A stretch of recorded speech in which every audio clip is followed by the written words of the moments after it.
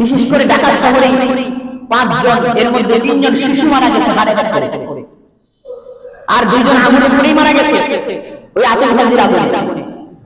একটা শিশুর ইতিহাস শুনলাম, 13 বছর পরে তাদের কোলে এই শিশুটি জন্ম নিয়েছে।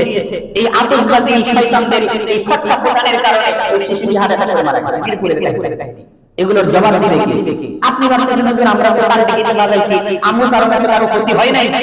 ক্ষতি অনেক কিছু হয়েছে, কিন্তু বলার মতো হয়তো অনেকে পরিবেশ থাকে না, এই জন্য বলে নাই। কিন্তু মনে মনে বদদুয়া দিয়ে উপরে বিচার দিচ্ছে, এই বিচারের অভিশাপ আপনার জীবনকে নষ্ট করে দিবে, সেগুলো চিন্তা করেছে। আমাদের চরিত্র কমিটি হবে।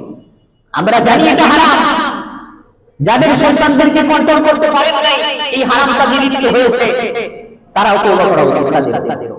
যেটা বলতেছিলাম,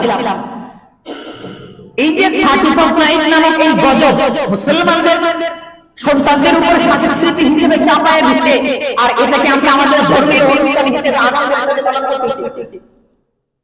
কই আরবি নববর্ষের সময় আমাদের কোরআন এবং হাদিসের সাথে যেটা সংশ্লিষ্ট আরবি নববর্ষ, আরবি তারিখ, আমাদের মুসলমানদের মধ্যে 5% মুসলমানেরা আরবি তারিখ জানে না, সন্দেহ আছে।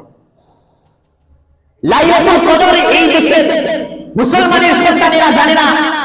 সবে কদর যাকে আমরা বলি, লাইলাতুল কদর এই রাত কোনটি, এটা জিজ্ঞাসা করে এই রাত কোনটি, কিন্তু 31 রাত কোনটি এটাকে বলে দেওয়ার প্রয়োজন হয় না। এটা তারা চেনে, কিন্তু লাইলাতুল কদর চেনে না মুসলমান।